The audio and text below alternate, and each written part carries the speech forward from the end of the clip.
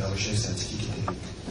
Je voudrais réagir par rapport aux interventions de messieurs Gérard Essomba et je crois Robert. Oui.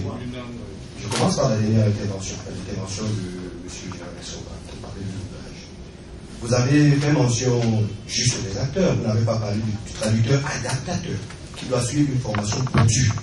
Et en Afrique, je ne crois pas qu'il y ait déjà une école qui forme les traducteurs adaptateurs.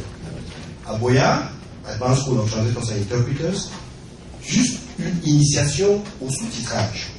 Et également ici à Yaoundé, à l'Institut supérieur de traduction et des interprètes, c'est juste une initiation au sous-titrage, pas le sous-titrage professionnel. Donc il faut à tout prix penser à former les traducteurs adaptateurs, autant que moi, professionnels. Je suis membre d'une association de sous-titreurs basée au Royaume-Uni, Software Class of Excellence. Nous nous insurgeons justement contre le fait que les producteurs remettent leurs films ou le documentaire entre les mains des experts. Nous insurgeons contre cet état de choses. On a parlé également de doublage au Cameroun, parce que le Cameroun est un pays bilingue. Alors là, je vais m'inscrire un peu en faux. Le Cameroun, doublage, non. Sous-titrage, oui. Pourquoi?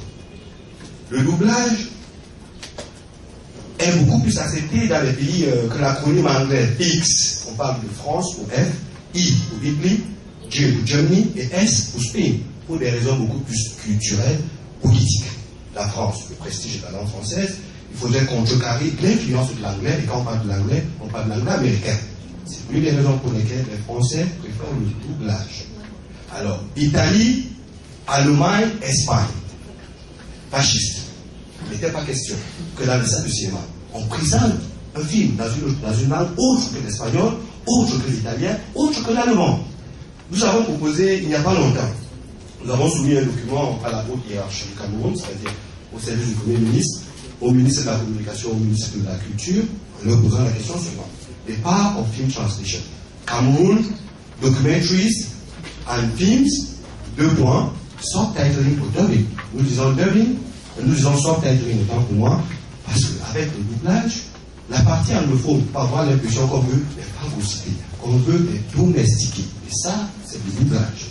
Par contre, avec le sous-titrage, vous avez la bande de son qui reste originale, et vous avez juste un texte de 2 lignes, lorsqu'il s'agit de sous-titrage interlingual, ou de 3 lignes, lorsqu'il s'agit de sous-titrage intralingual, c'est-à-dire dans la même langue, qui multiplie quelque peu la bande d'image, mais le son reste là. Et c'est une meilleure approche également pour étudier les langues étrangères. Vous avez la bande de son, vous avez les mannerisms, comme on dit en anglais, et vous avez le texte qui circule en bas. Donc je crois que si on voudrait, au niveau du Cameroun, adopter un mode approprié de traduction audiovisuelle, qu'on appelle également la traduction multimédia, il s'agirait bien du sous-titrage. Et nous avons également un cabinet de sous-titrage de start-up, comme on le dit, avec 5 traducteurs adaptateurs qui sont formés à Sorbonne et à Software Worldwide, à les Netherlands. Nous sommes disposés à mettre notre expertise au service des producteurs africains en général. Merci.